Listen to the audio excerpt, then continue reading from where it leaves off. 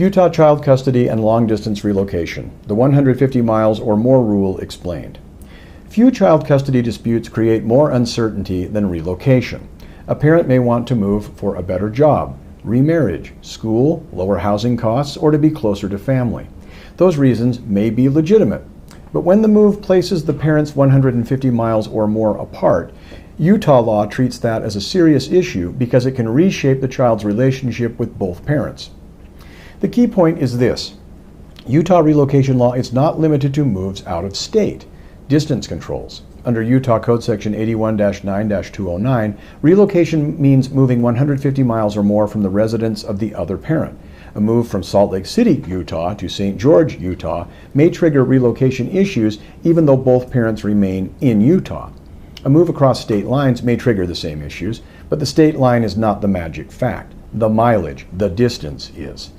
Relocation is more than a change of address. It can affect school enrollment, extracurricular activities, holidays, transportation costs, weekday parent time, extended family relationships, and the basic rhythm of the child's life. Utah law recognizes that adults sometimes have valid reasons to move.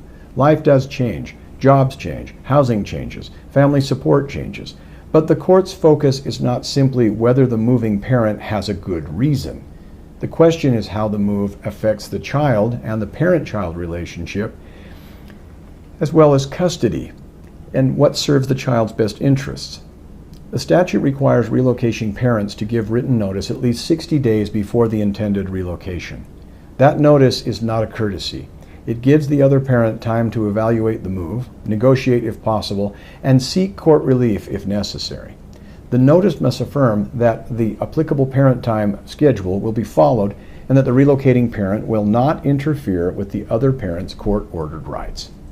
If the parents agree, they should put the agreement in writing and, when appropriate, submit it to the court and get, even in some cases, a court order making that enforceable. Informal understandings are risky when long-distance travel, school breaks, holidays, and transportation costs are involved. If the non-moving parent objects, he or she should act promptly and formally and make it documented. An angry text message is not a motion. A verbal objection may not protect your rights. Probably won't. If you want the court to stop or limit the relocation of a child, put the issue before the court immediately. A parent generally has the right to move himself or herself, as I said. The harder question is whether that parent may move the child in a way that makes the current custody or parent time order impractical. A schedule that works when parents live 10 miles apart may collapse when they live 150 miles or more apart. Courts will look at the reason for the move, the child's relationship with each parent, school and home adjustment, transportation costs, good faith, and each parent's willingness to support the other parent's relationship with the child. Before you move, or before you respond to a proposed move, review your court order, understand the 150 mile or more trigger, and get advice before the facts outrun the law.